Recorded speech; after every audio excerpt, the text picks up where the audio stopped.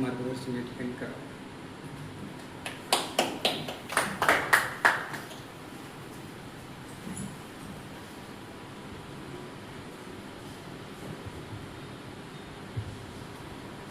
आदरणीय व्यासपीठ, सर्व नवनिर्वाचित अधितराध्यक्षांना आणि सदस्यांना खूप खूप शुभेच्छा.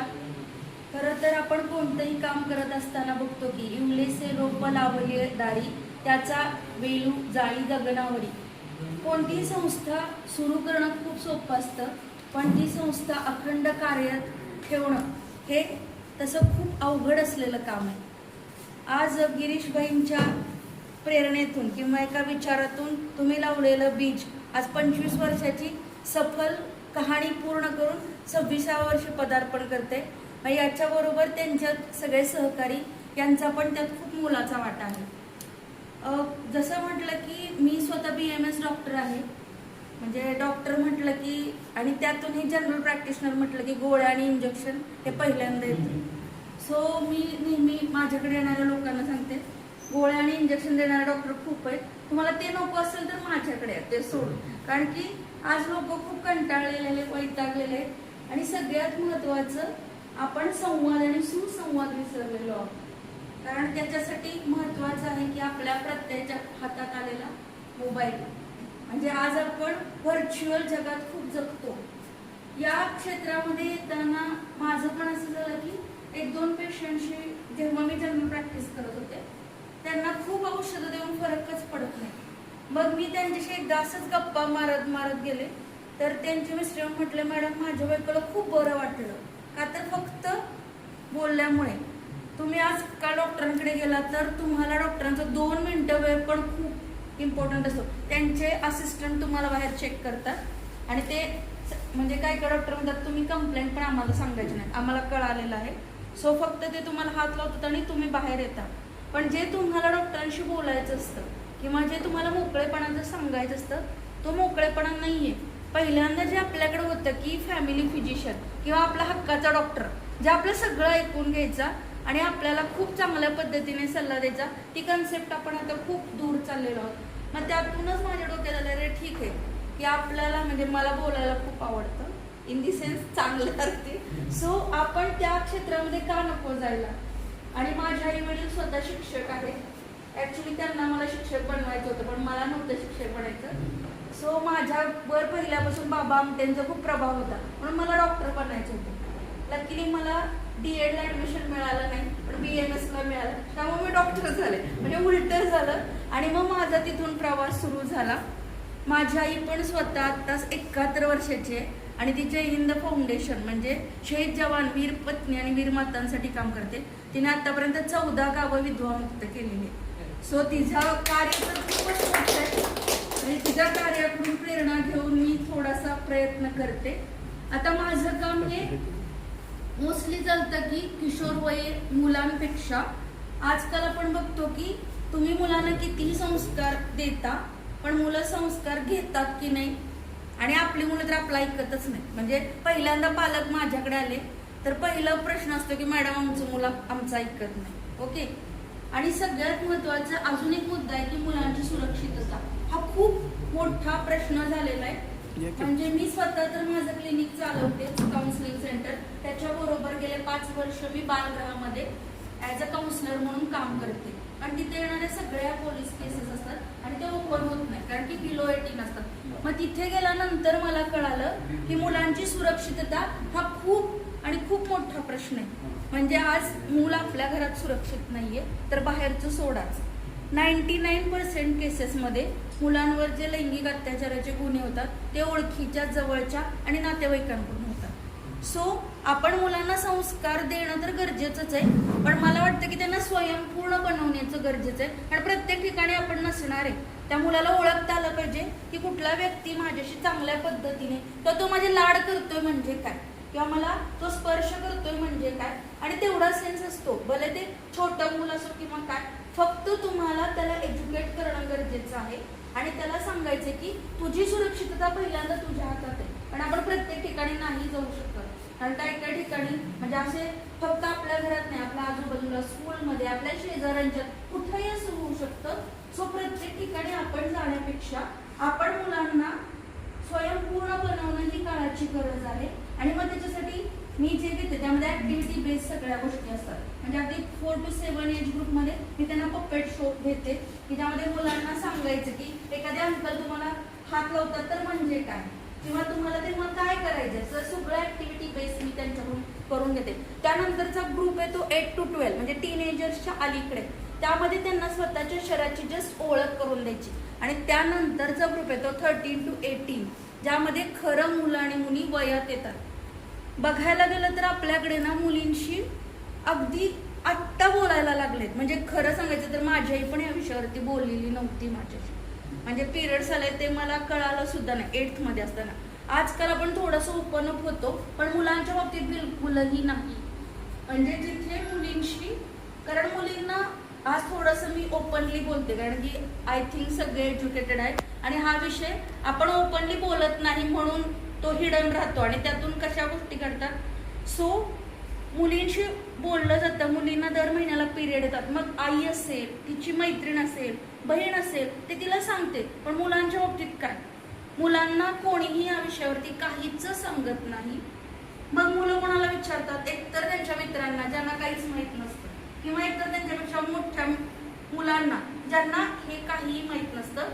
आणि मग बिकॉज ऑफ क्युरियोसिटी, बॉईजचं सांगते मी, बिकॉज ऑफ क्युरियोसिटी हे यातून काहीतरी करवायची गोष्ट होते आणि त्यातून काहीतरी घडतं आणि मग तो क्राईम होतो. म्हणजे जेव्हा मी बालगृहात काम करत असताना सख्या बहीण भावाच्या केस येतात, त्यामध्ये सख्या बहिणीला भावाकडून प्रेग्नन्सी राहते, तेव्हा कुठे आपले संस्कार जातात. मग हा संस्कारांचा पार्ट आहे, आय नो, पण त्याच्या आधी त्यांना तुम्ही सांगायला पाहिजे की आपलं शरीर काय आहे, किंवा आपलं शरीर ज्यातून तुम्ही आणि मी जन्मलो ते सायन्स काय.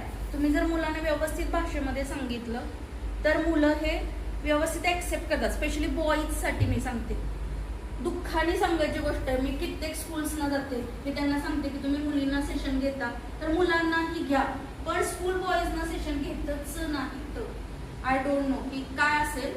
म्हणजे चांगल्या स्कूलमध्ये पण मी त्यांना रिक्वेस्ट केली तुम्ही मुलांसाठी स्पेशल सेशन घ्या, कारण की मुलांना असं वाटतं मुलींना काहीतरी सांगतायत आणि आम्हाला काय नाही. सो आणि अजून एक आहे की मुलांना, जसं मुलींना मंथली पिरियड्स येतात मुलांना माहिती आहे आणि कधीतरी येतात, मग ते ऑल ऑफ सडन होतं तर मुलं अशी एकदम घाबरून जातात. आणि आजकाल तुम्ही आपण खूप आपल्याला वाटतं की आपली मुलं खूप सुरक्षित आहे, पण मुलींपेक्षा मुलांवरती सेक्शुअल हॅरॅसमेंटचं प्रमाण जास्त आहे आणि मुलांना कळतच नाही की मी सेक्शुअली हॅरॅस झालो.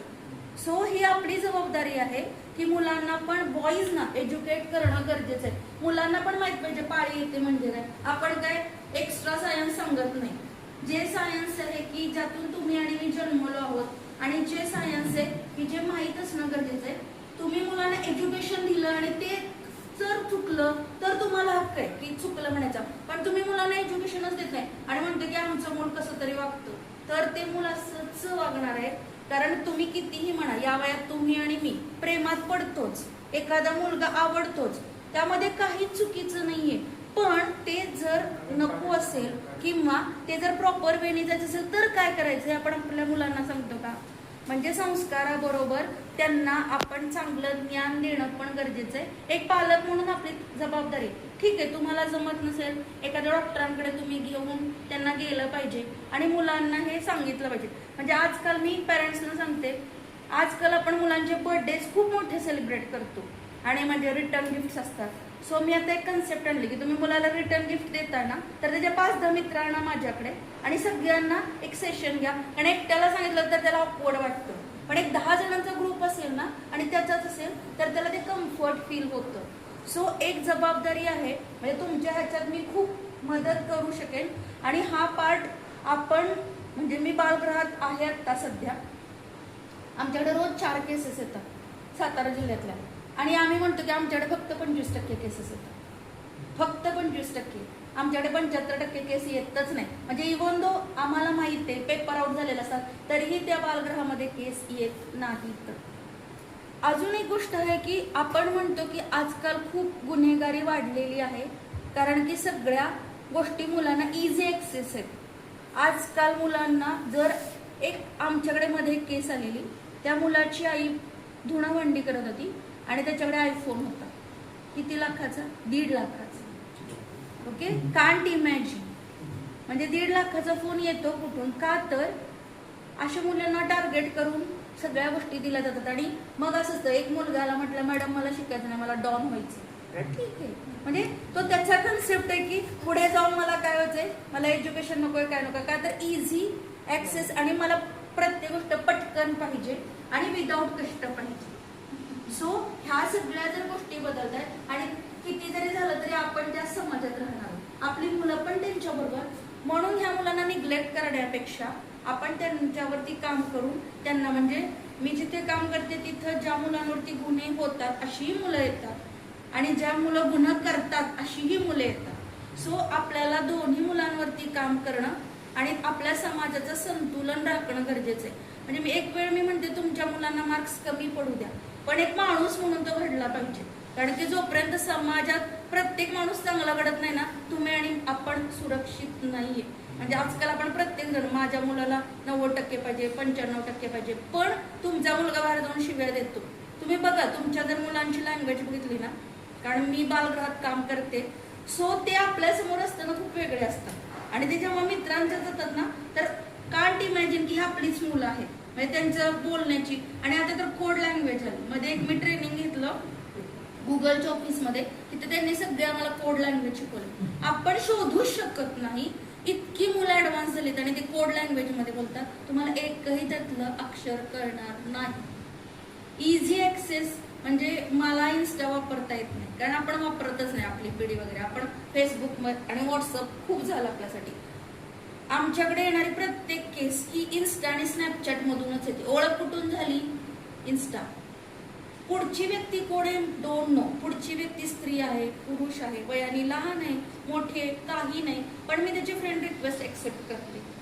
एखादी मुलगी म्हणजे अशा गोष्टीला बळी पडून सेक्सुअली हॅरॅश होते, स्वतःच्या घरातले 20 तोळे दागिने स्टेप बाय स्टेप देते. लक्ष्मीपूजन दिवशी घर उघडतात, म्हणजे लॉकर, एकही दागिना नाही, घरात चोरी तर झाली नाही, दागिने गेले कुठे?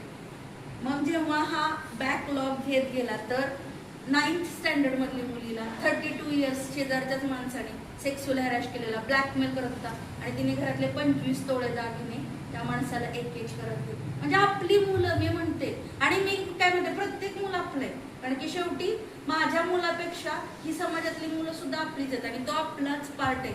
म्हणून मी काय म्हणते की संस्कार पण त्यांना सांगायला पाहिजे की व्यक्ती ओळखता आला पाहिजे. म्हणजे आपल्या शेजारचंच राहणारे एखाद्या व्यक्ती आपल्या बरोबर इतकं चुकीचं करू शकतो आणि तो तुमच्या खूप क्लोज आहे, तुमच्या घरातलं येणारा जाणार आहे, इतक्या वाईट पद्धतीने तुमच्या घरातल्या मुलीबरोबर वागू शकतो. म्हणजे कांट इमॅजिन. म्हणून मी म्हणते की मुलांना स्वतःची सुरक्षितता शिकवणं ही खूप मोठं आता चॅलेंज आहे. कारण की मुलांना हॅरॅश केलं जातं, मुलांचा चुकीचा वापर केला जातो व्हिडिओ शूटिंगसाठी, ज्याला आपण पोर्नोग्राफी म्हणतो, की जे हायेस्ट पेड किंवा सगळ्यात महागडी जाणारे, आपल्याला माहित नाहीये त्या सगळ्या गोष्टी. सो मी थोडासा वेगळ्या विषयावरती बोलते. हायेस्ट पेड आहे, मुलांचा चुकीचा वापर केला जातो. आपल्याला फक्त वाटतं की एखाद्या मुलाला स्पर्श केला तरच ते सेक्सुअली, म्हणजे त्याच्यावरती लैंगिक अत्याचार झालेला आहे. लैंगिक अत्याचार हा 2 प्रकारे होतो. एक आहे की विथ स्पर्श, म्हणजे विथ टच, आणि एक आहे विदाउट टच, ज्याला आपण पोक्सो मध्ये, म्हणजे जो पोक्सो ऍक्ट आहे की ज्यामध्ये बालकांवरती लैंगिक अत्याचाराच्या गुन्ह्याला 7 वर्ष कारावास आहे आणि हा जामीन मिळत नाही या गोष्टीला. यामध्ये आपल्याला फक्त वाटतं की आपल्या मुलाला स्पर्श केला तरच गुन्हा आहे, पण पोक्सो ऍक्ट असं सांगतो की जर एखाद्या मुलाला स्पर्श न करता सुद्धा गुन्हा होतो, मग तो कसा होऊ शकतो? ज्यामध्ये की एखाद्या मुलाला घाणेरडे व्हिडिओज पाठवणे, टच नाहीये, ओके, एखाद्या मुलाचा किंवा मुलीचे पाठलाग करणे, एखाद्या मुला किंवा मुलीचं शूटिंग केलं जाणं चेंजिंग करताना, ओके, एखादा व्यक्ती त्याचेच कपडे तुमच्या समोर पूर्ण न्यूड करतोय किंवा तो सांगतो की तुझे कपडे उतरव. आता तर हे व्हिडिओ कॉलिंगवर सुद्धा होतं. म्हणजे आमच्याकडे मध्ये केस आलेली की ज्यामध्ये हे सगळं कॉलिंग टू कॉलिंग होत होतं आणि त्याचे सगळे व्हिडिओज दुसऱ्या मुलांनी शूट करून ठेवले. म्हणजे ह्यामध्ये स्पर्श कुठेच नाहीये, पण ते मुलावरती अत्याचार झालेला आहे. सो आपल्याला माहित पाहिजे की पोक्सो ऍक्ट जो मुलांसाठी बनवला आहे 0 ते 18 वयोगटातील मुला मुलींसाठी, तो खूप आणि खूप मुलांसाठी मोठा असलेला एक कायदा आहे आणि ज्या कायद्याचा आपल्या मुलांनी चांगल्या पद्धतीने वापर केला पाहिजे. मी मुलांना नेहमी सांगते की फक्त तुम्हाला कुणीतरी हात लावला म्हणून गुन्हा, आपल्याला कोणी हात लावला तर आपल्याला आवडत नाही, पण आपण पण दुसऱ्यांना हात लावायचा नाही. जर तुम्ही बिलो 18 नाही, तुम्ही जर दुसऱ्यांना हात लावला तर तुमच्यावर सुद्धा पोक्सोचा गुन्हा दाखल होतो, मग तो मुलगा असो किंवा मुलगी असो. आमच्याकडे 7वी 8वीतली पण मुलं येतात ज्यामध्ये त्यांनी त्यांच्या मित्रांना किंवा मुलींना अशा पद्धतीने मे बी बाय मजा किंवा कोणीतरी त्यांना इन्फ्लुएन्स केलं म्हणून अशा गोष्टी घडलेल्या आहेत. सो हे आपल्याला आपल्या मुलांना सांगणं एक पालक म्हणून आपली जबाबदारी आहे. आपल्याला वाटतं की जग खूप सुरक्षित आहे, पण आपली मुलं कुठं गेलेली असतात, कुणाबरोबर आहे हे आपल्याला बिलकुल माहित नाही. आणि जेव्हा एक घरातलं एखाद्या मुलाबरोबर असं होतं ना, तर त्या पूर्ण घराचं स्वास्थ्य बिघडतं. मग त्यामध्ये पालक असतील, त्याचे आजी आजोबा आहेत. म्हणून आहे की तुम्ही पहिल्यांदा मुलांना एज्युकेट करणं गरजेचं. म्हणजे मोस्टली आता मी या एज ग्रुप वरती काम करते. याच्या बरोबर आता सध्या माझ्याकडे येणाऱ्या मॅक्झिमम केसेसमध्ये डिवोर्स केस, म्हणजे जस्ट मॅरिड, मिड मॅरिड किंवा आता 4-5 वर्ष लग्नाला झाले आणि तरीही आम्हाला एकत्र राहायचं नाही. म्हणजे आता सगळ्यात मोठी धोकादायक असणारी संस्था कुठली तर लग्न संस्था. म्हणजे तुम्ही कोणाचं लग्न जमवायचं म्हणजे खूप मोठी रिस्क आहे, आणि आपल्याला माहीतच नाहीये की हे लग्न किती वर्ष किंवा किती दिवस टिकणार आहे. आणि कोणीही कॉम्प्रोमाइज करायला तयार नसतं, अंडरस्टँडिंग तर बिलकुल नाही, आणि सगळ्यात महत्वाचं एकमेकांना द्यायलाच वेळ नाही. म्हणजे ज्या नात्यासाठी आपण एकत्र येतो किंवा ज्या गोष्टीसाठी आपण एकत्र येतो किंवा ज्या नात्यामध्ये दोघांनी एकत्र अपेक्षित असतं असं कुठेच नाही. कारण की मुलं आणि मुली इंडिपेंडंट झाले, मुलं आणि मुली कमावते झालेले आहे, आणि प्रत्येकाला स्वतःचा एक स्पेस हवा आहे, आणि त्या स्पेसमध्ये कुणी इंटरफिअर करणं गरजेचं नाही. सो मॅक्झिमम आता माझ्याकडे 3 केसेस सुरू आहे की ज्याच्यावरती मी खूप काम करते की त्यांचा डिवोर्स होणे. माझे 5 सेशन झाले, पण अजून काहीच प्रगती नाही. म्हणजे बोथ साइड्स मी सेशन्स घेते सेपरेटली, त्यामध्ये नाही अजून. आता म्हणजे मला जाणवलेली गोष्ट आहे की थोडंसं आपण आता या एज ग्रुपवरती येऊ. आता या एज ग्रुपमध्ये काय होतं, माझी आई सुद्धा याच एज ग्रुपमध्ये, ह्या एज ग्रुपमध्ये ना खूपच मोबाईल वापरला जातो अननेसेसरी. आणि मग मोबाईल वापरू नका म्हटलं की फार राग येतो. मग आम्ही करायचं. अजून एक येतं माझ्याकडे गंमत, म्हणजे जेव्हा माझ्याकडे पालक येतात आणि टीव्हीचा विषय येतो, आज थोडासा तो कमी झालाय. सो मी म्हणते की टीव्ही लावू नका किंवा एक टाइम ठेवा. ते म्हणतात मुलांचं ठीक आहे, आजी आजोबांचं आम्ही काय करायचं, कारण त्यांना त्यांच्या सिरियल बघायचे असतात. मग मुलं काय करतात, आजी आजोबांच्या जवळ जाऊन बसतात. आम्ही जरी, मी एक सून म्हणून माझ्या सासूला सांगू शकत नाही ना की टीव्ही बंद कर, आणि मग ते मूल काय करतं, आजीच्या जवळ जाऊन कसली का सिरियलच ना ते बघत बसणार आहे. सो म्हणजे तुम्ही जे म्हणता ना संस्काराचा भाग, आणि त्या सिरियल्स मधून काय संस्कार मिळतात तुम्हालाच माहिती. की ती सिरियल तुम्ही 4 वर्षांनी बघितली तरी तुम्हाला कळेल, कारण ती इतकी खेचली जाती आणि त्यात किती किती जन्म होतात, कोण कोण येतात जातात, हे सगळं आपल्याला म्हणजे इव्हन दो आपण बघत असतो. सो पहिल्यांदा जी गोष्टी होत्या, तुम्ही जे म्हणता की ज्यामध्ये आपण संध्याकाळ झाली की शुभम करोती म्हणायचो, ओके, रामरक्षा म्हणायचो, किंवा जसं आहे की आपण अथर्व शीर्ष म्हणायचो, या गोष्टी का होत्या, तर यामध्ये एक तर आहे की या गोष्टी म्हटल्यानंतर स्मरणशक्ती चांगली होते खूप, म्हणजे याच्यामागे खूप मोठं सायन्स आहे. या गोष्टी म्हटल्यानंतर तुमचे उच्चार खूप स्पष्ट होतात. म्हणजे आजकाल मुलं बघा स्पष्ट बोलत नाही, कारण ती कार्टून बघतात आणि ती कार्टूनचीच भाषा बोलतात. त्यामुळे ना ते शब्द ल हे उच्चार त्यांना स्पष्टपणे करता येत नाही. रामरक्षासारखे श्लोक आहेत ज्यामध्ये आम्ही स्पेशल, मी जेव्हा गर्भसंस्कार पण घेते सेशन मध्ये, मी हे आईकडून म्हणून घेते मोठ्याने लाऊडली, का तर आई बरोबर ते पोटातलं बाळ पण ऐकत असतं. आणि रामरक्षा इज दी बेस्ट. तुम्हाला जर तुमचे उच्चार स्पष्ट करायचे असतील तर तुम्ही रामरक्षा शिकवा. मग हे थोडंसं आजी आजोबांचं काम आहे. तुम्ही थोडासा वेळ तुमच्या नातवंडाला किंवा तुम्ही म्हणा, मी काय म्हणते फार नाही, तुम्ही मनाचे श्लोक जरी म्हटले ना, आणि हळूहळू याच्यामुळे मुलांची स्मरणशक्ती तर वाढते आणि कॉन्फिडन्स येतो. आणि हे खरे आपले संस्कार आहेत. आज जर्मनी सारखा देश संस्कृत शिकतोय, त्यांच्याकडे संस्कृत विद्यापीठ आहेत आणि आपल्याकडे संस्कृत कुठेतरी जाऊन बसले. आमच्या मुलांना आम्हाला इंग्लिश मिडियमला घालायचं, आम्हाला शिकवायचंच नाहीये. सो आपण म्हणण्यापेक्षा प्रॅक्टिकल बेस आणणं गरजेचं आहे आणि ते मुलांकडून करून घेणं. म्हणजे आज मला खूप छान वाटलं. मी पण पहिल्यांदा पूर्ण वंदे मातरम ऐकलं आज, म्हणजे आणि मॅडम तर पूर्ण छान म्हणतात. म्हणजे आपल्या आणि तुम्ही जे म्हटलं ना की जी स्पर्धा होणं खूप गरजेचं आहे. याच्याबरोबर मी तुम्हाला एक अजून ऍडिशनल सांगेन की पॉसिबल तुम्ही सूर्यनमस्कार घ्या. म्हणजे तुम्ही शारीरिक HB वगैरे तपासताय ना, सो मुलांचा खूप सुंदर करतात मुलं सूर्यनमस्कार. तो एक तुम्ही ह्याच्या वेळी घेऊ शकता, रथसप्तमीच्या वेळी असते ना, सो तुम्ही एक ती स्पर्धा इफ पॉसिबल ऍड करू शकता. आणि बऱ्याच स्कूल्स याच्यामध्ये इंटरेस्ट घेऊन करतात, कारण की आपल्याला मुलांना ना शारीरिक, मानसिक, सामाजिक आणि वैचारिक सगळ्या पातळींवरती जर बॅलन्स केलं ना, म्हणजे माझ्याकडे काय काय मुलं असतात की फ्रस्ट्रेट होतात, अहो आम्ही किती अभ्यास केला तरी आमच्या पप्पांना पुढेच होतं, किंवा 98% मार्क पडले तरी पेरेंट्स सॅटिस्फाईड नसतात. पण तुम्ही त्या मुलाचं पण सगळे बॅलन्स बघणं गरजेचं आहे. आणि हेच मूल कधी कधी इतकं फ्रस्ट्रेट होतं की सर्टन स्टेजला जाऊन ते काहीच अभ्यास करत नाहीत. अशा केसेस आहेत माझ्याकडे. म्हणजे इंजिनिअरिंगला गेलं आणि 2 वर्ष किंवा काय होतं, मुलं बाहेर पडली ना की त्यांना मोबाईलचा फुल ऍक्सेस मिळतो आणि ते काहीच करत नाहीत, एकतर मोबाईल गेम खेळतात. माझ्याकडे एक केस आलेली, त्यांनी त्यांच्या मुलाला सैनिक स्कूलच्या NDAच्या प्रिपरेशनसाठी पुण्यामध्ये ठेवलं. एकुलता एक मुलगा, तो मुलगा ना पैसे वाचून बिस्किट खाऊन, म्हणजे बघा फक्त गेम खेळायचा. आणि त्याची आई जेव्हा गेली ना तर त्यांना इतकं रडायला आलं की मॅडम मी माझ्या मुलाला ओळखलं नाही, तो असा झालेला, दाढी वाढलेली, पण तो फक्त ऍडिक्टेड, म्हणजे गेम ऍडिक्टेड झालेला आणि फक्त मोबाईल खेळत होता. आणि ठीक आहे, मग हळूहळू त्याच्या आईने आणलं, 1 वर्ष त्याने ब्रेक घेतला. आणि मग मी त्याला फक्त एक कसं घेतलं, म्हणलं बघ तुझ्याकडे खूप स्टॅमिना आहे बसड्याचा, तू जर एवढा वेळ गेम खेळू शकतो ना, अभ्यासाला फक्त आपल्याला 1च तास बसायचं, मी तुला म्हणणारच नाही. मग 1 तास करत करत आम्ही त्याला रिव्हर्स आणत आणत आणत त्याला इम्पॉर्टन्स पटवून देत की तू जर 3 तास मूवी बघू शकतो, 5 तास खेळू शकतो, इट मीन्स तुझ्याकडे कॉन्सन्ट्रेशन आणि सिटिंग कपॅसिटी आहे, ती आपण फक्त अभ्यासासाठी 1च तास वापरायची. मग त्यामध्ये आम्ही ब्रेक करत करत हे करत मग हळूहळू तो मुलगा रिव्हर्स आला.